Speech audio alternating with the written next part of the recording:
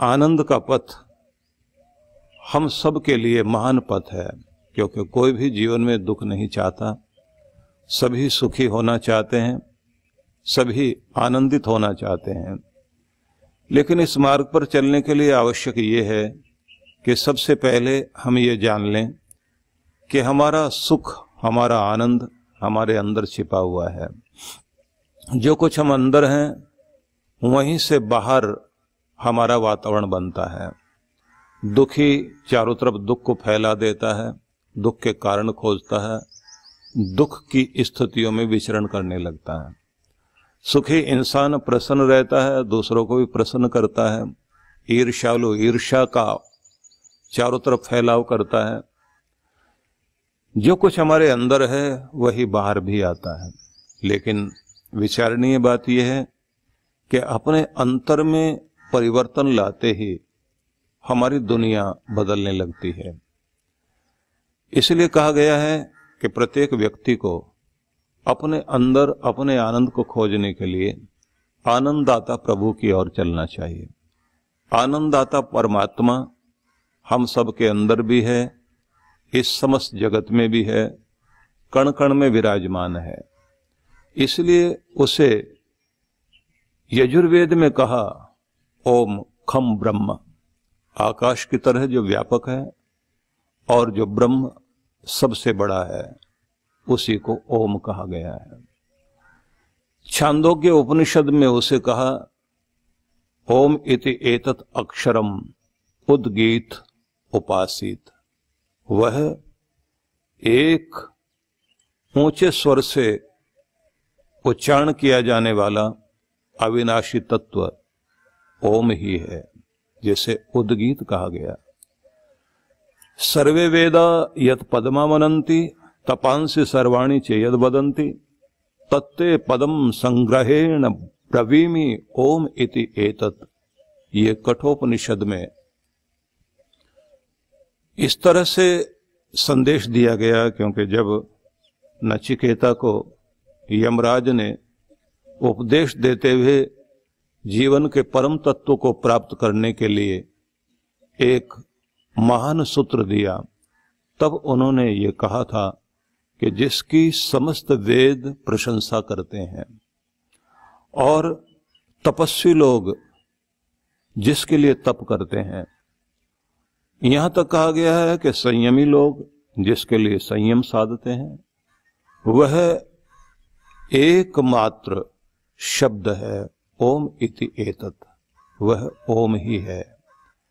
मतलब परमात्मा के अनेक नामों में एक मुख्य नाम जिसके माध्यम से हम अपने ईश्वर से जुड़ सकते हैं, वह ओम है। और दूसरे ढंग से भी कहा गया है औति इति ओम, जो रक्षा करे, जो संकट मोचक है, वह ओम है।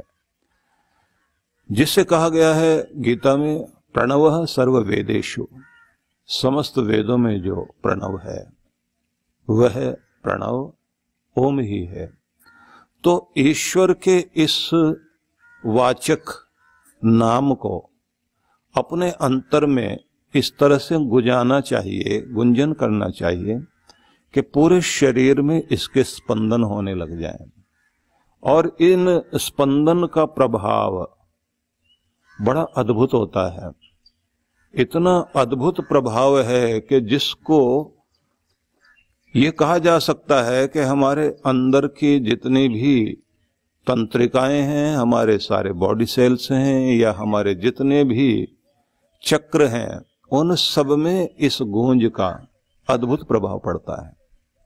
आनंद की बात तो यह है कि अनेक अनेक खोजियों ने इसके संबंध में अनेक अनेक तरह की बातें कही, लेकिन आप स्वयं भी करके देखिए कि ओंकार का जितना जितना आप उच्चारण करेंगे, आपके मन को शांति मिलनी शुरू हो जाएगी, हृदय में भी शांति आने लग जाएगी। इसलिए जितने भी मत पंथ हैं, संप्रदाय हैं, सभी में ओम है।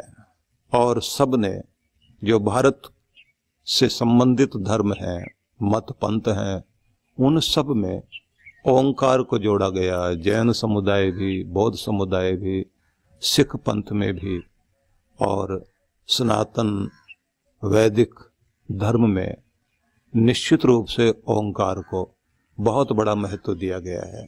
इसे प्रणव भी कहा गया। इससे कहा गया कि यह वह शक्ति है जो हम सब के लिए आवश्यक है, क्योंकि 3 मात्राओं से युक्त यह ओंकार कल्याणकारी है। मैं प्रोफेसर मार्गन के विषय में पढ़ रहा था, जिन्होंने 7 वर्षों तक इस पर अध्ययन किया, शोध की। ये प्रोफेसर मार्गन, जिन्होंने research and institute of neuroscience Britain में, इन्होंने इस पर बहुत बड़ा काम किया। उन्होंने इसके बारे में ये कहा कि मैंने ये अनुभव किया कि जितना जितना व्यक्ति इसका अलग अलग आवृत्ति में उच्चारण करता है, उस आवृत्ति मतलब फ्रीक्वेंसी, जिस जिस फ्रीक्वेंसी में अलग अलग स्वरों के साथ इसका उच्चारण किया जाए, तो उससे हमारे बॉडी सेल्स पर बहुत अनुकूल प्रभाव पड़ता है। आंतरिक रूप से हमें इसका बहुत बड़ा लाभ होता है। तो आप ये समझ सकते हैं कि ओंकार का लाभ साधारण नहीं है। इसलिए ये कहा जाता है कि 3 अक्षरों को साधारण नहीं माना जाना चाहिए। अ, ओ और मा। मुंह जैसे ही हम अ बोलते हैं तो हमारा मुख खुलता है, तो मतलब हम उसे याद कर रहे हैं जो इस सारे विश्व का स्विच ऑन करता है, मतलब ब्रह्मा जी। और जैसे ही हम ओ बोलते हैं तो उस समय हमारे होठ गोल हो जाते हैं। अ से मुंह खुला, ओ, इससे हमारे होठ गोल हो गए।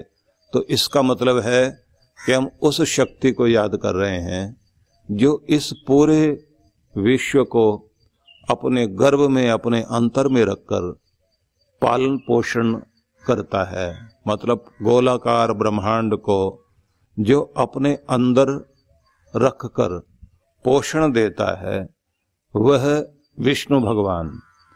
इसलिए तीसरा एक अक्षर रह जाता है जिससे हम बिंदु संयुक्त मकार कहते हैं, अ, ओ, मा। मां से महेश्वर, या कहेंगे जो इस सारी सृष्टि को स्विच ऑफ करता है, जिसके द्वारा हम हर दिन नींद में जाते हैं। वह शक्ति जो आपको लय में ले जाती है, जो आपको तृप्ति देती है। भोजन करने के बाद जब आप तृप्ति अनुभव करते हैं, जब आप किसी स्वाद को लेने के बाद उस स्वाद से प्रसन्न होते हैं, कोई भी चीज जो फल के रूप में आपको प्राप्त होती है, परिणाम में आती है, उस परिणाम को देने वाली शक्ति का नाम शिव है।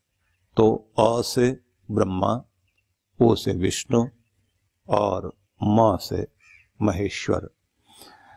फिजिक्स में 3 पदार्थ के 3 आधार माने गए हैं, और ध्वनियों के भी 3 ही जोड़ कहे जाते हैं।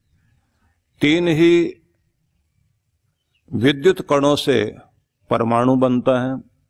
तो ऐसा मान लीजिए कि इलेक्ट्रॉन, प्रोटॉन और न्यूट्रॉन, इन को ऐसा मान लीजिए कि न्यूट्रॉन जो है वो विष्णु, और जो प्रोटॉन है ब्रह्मा जो निर्माता है, इलेक्ट्रॉन जो विध्वंसक है, नष्ट कर देता है, मिला देता है, मतलब परिवर्तन जो दे, उसे आप कहेंगे शिव। जितने भी परिवर्तन हो रहे हैं, उन परिवर्तनों को जो लेकर आता है, और परिवर्तन को परिणाम में पहुंचाना, और उस परिणाम की फिर से एक नई शुरुआत कर देना, ये सारी चीजें जो कर रहे हैं वह शिव है।